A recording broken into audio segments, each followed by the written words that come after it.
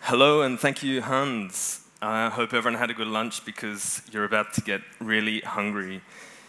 EatWith is connecting passionate home chefs with people that love food, people that are looking for an alternative dining experience and looking to connect around the table. So I'll just start telling you a little bit about where I came from and how I got to be with EatWith.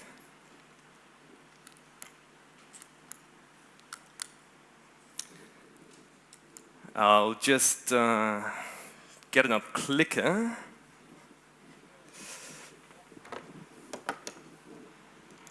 There we go. Okay, so I started working as a consultant, analysing markets. That's me saying goodbye to KPMG, fondly. Then I moved to Barcelona from Australia and started a cooking school. And in that cooking school, in this environment, I actually saw how important food was, how deep the connections can be when you sit people around a table and share a meal together. And then I started at EatWith. I met Guy, the founder of EatWith, and for me, it's been two forks for life ever since. Being able to take this experience of sitting around a table with people you don't know and connecting with them and making it accessible for locals and tourists when they go traveling all around the world is something that's it's within me now, and this is why it's two forks for life from now on. The EatWith vision, where did it begin? So Guy, the founder, traveling in Greece with his family, is looking for something real. He was coming across tourist traps, restaurants, and he just wanted a real, authentic experience.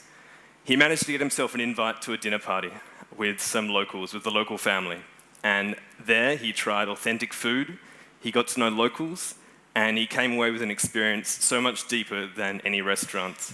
And he started thinking to himself, why can't this be possible for people all around the world, no matter where they go traveling? What are we doing? Where is EatWith positioned? We are not formal dining, we're not informal dining, we are social dining. And this is where the opportunity is.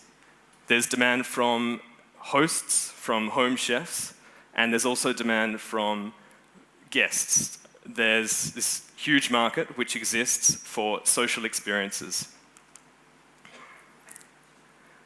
So we built a website. We launched the website in January last year, so it's been up for a year, and we launched in two cities, in Barcelona and in Tel Aviv. It exploded in these two cities. It became so popular amongst tourists looking to connect with locals, looking to try local food, looking to meet locals, looking to see what life was really like. And also amongst tourists who didn't want just the standard experience in a restaurant, English menus, the same plates they read about. They wanted something deeper, a deeper connection. We launched in two cities, but after we were in TechCrunch in May 2012, 2013, the idea took off. And now we're in almost 40 countries and growing every day. So this idea it's time for this idea around the world, and we're seeing demand from guests and from hosts. I'm just going to show you a quick video that the ABC did in the States, just so you get a sense of what EatWith is like, and then I'll talk about some of the cultural challenges we've encountered. So let's see, the video doesn't work. So in the video you'll see the journalist actually going to a dinner, realizing that she's living in New York and she wants to experience something with people she doesn't know, and she joins an EatWith dinner, and the experience of sitting around the table with new people, with new food leaves a change. So that's what an EatWith dinner is like, and I encourage you to watch the video when you have a good Wi-Fi connection. So what did we do? We have this idea of connecting passionate home chefs with guests. For us, the passionate home chefs, that is the market. The host is the king. And from the beginning, we knew that creating this satisfied and engaged host community would be key to our business. We wanted to inspire these home cooks to create their own content, to market their own content, and to basically do our job for us. We provide training, we improve the copy of their offers, we improve the menu, we help them with pricing, we help them with photos, we provide classes on how to buy better, on how to cook better, on how to prepare better. But for us, the magic formula, the magic recipe, if you like, is when the hosts themselves can create their own content, can market it, and can actually convert that demand themselves, this closed loop. It's one thing to create demand in one city where you have a physical presence, but it's another thing around the world. So I'm just going to give you a look at some of the hosts we have around the world and then explain how we actually created that supply around the world. So we see here in Rome, New York, all around the world, people were coming to us saying, I love to cook, I want to share this experience with other people. Istanbul, Madrid, Copenhagen, all around the world there's people that, until we came along, were cooking for friends, were taking photos on Instagram, were writing about their recipes in blogs, but never had the opportunity to share it with other people or make money out of it. So why do people eat with? What makes them go to a stranger's door, knock on it, and sit down at a table with someone they don't know for a dinner they've paid for online? What makes them do this? And the reason is they are hungry. They're hungry for authentic food cooked by people that they care about the details. They spend hours preparing, hours thinking about the menu. It's not about doing 100, 200 covers a night. It's about making dinner for 6 people around the table. And the food as well. People want to try new dishes. They want to try something different that you can't get in a restaurant. And we have hosts coming from all backgrounds. We have one host in Barcelona, Monica, who has a background from Syria and Mexico. And you can imagine the food that comes together. So this is another advantage we have over restaurants. Why else do they try EatWith? They try EatWith because they want to meet new people. They're hungry for new people. Locals want another format to meet people. They want a format that is where there's no pressure. They want a format where there's like-minded, adventurous, open-minded people. And tourists want a format where they can connect with locals, where they can get a sense of what it's like to live in that city and make a connection around a dinner table.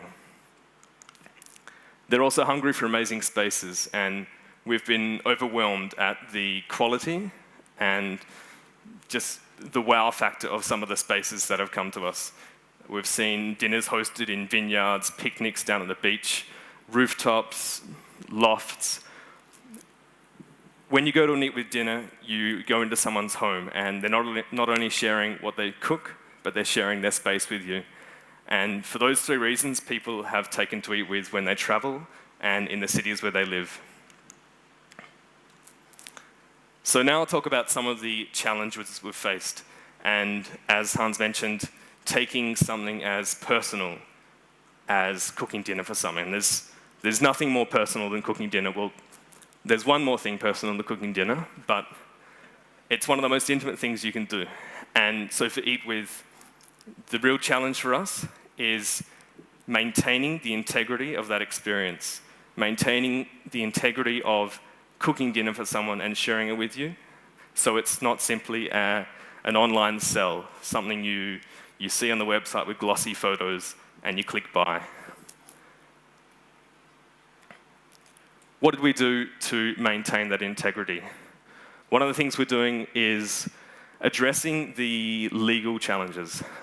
As Arno mentioned, they're coming thick and fast at the moment, and one of the things we're finding is food safety. Food safety has been the questions we've been asked in the past. And how do we address that? We address that by personally verifying every host that comes to us.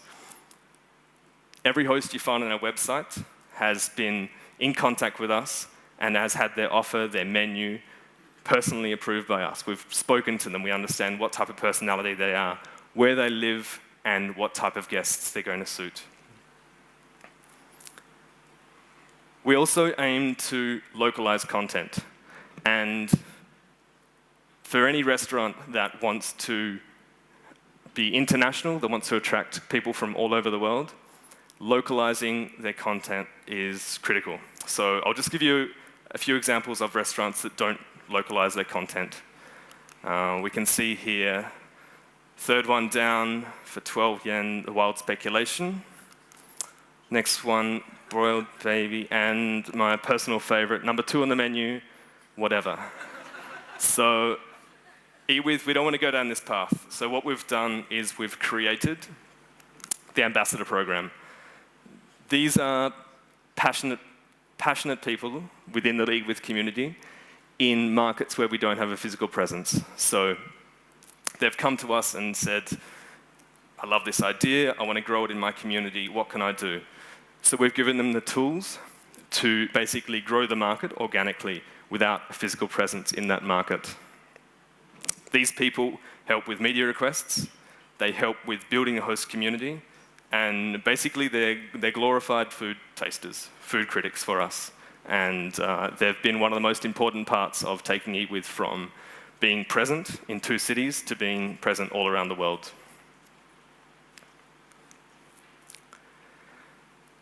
This slide shows 12 sandwiches from around the world, and while I'm talking, I just want to see how you go in guessing the names of all 12.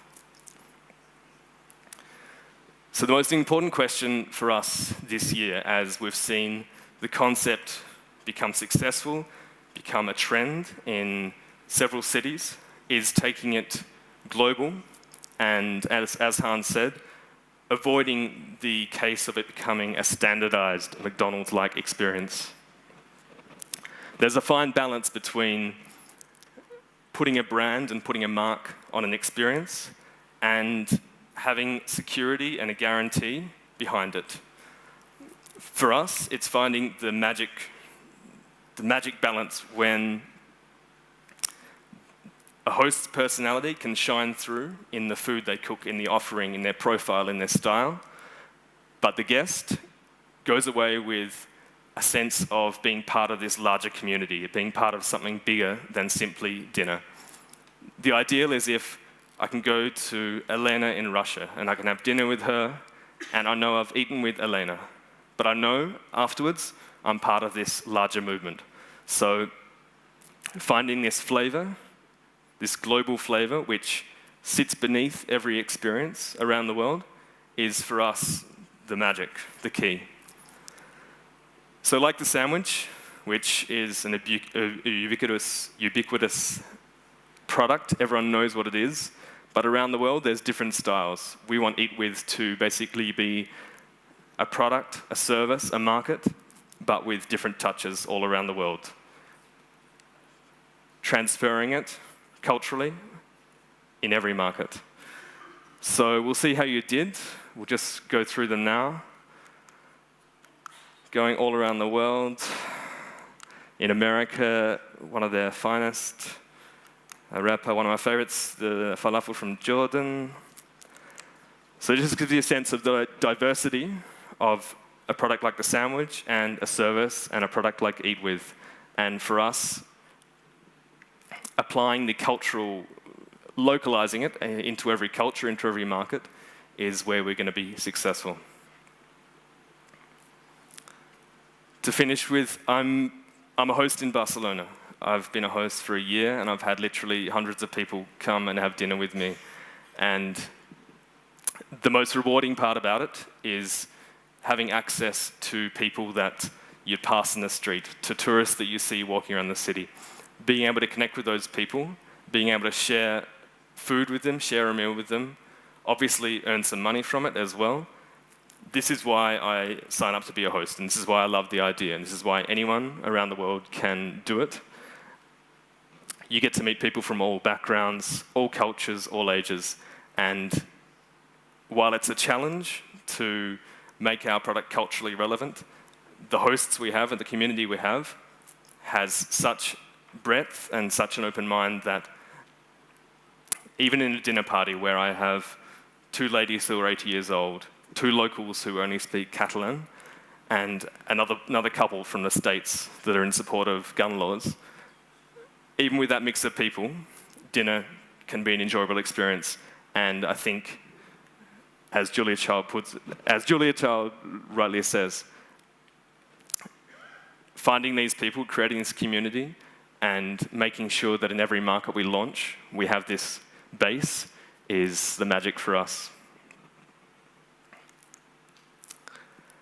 So I'm going to ask you what sort of plans you have tomorrow night for dinner. Maybe you already do, maybe you have some ideas, but if not, I really encourage you to come along to Geneva's first Eat With dinner. This is Veronique.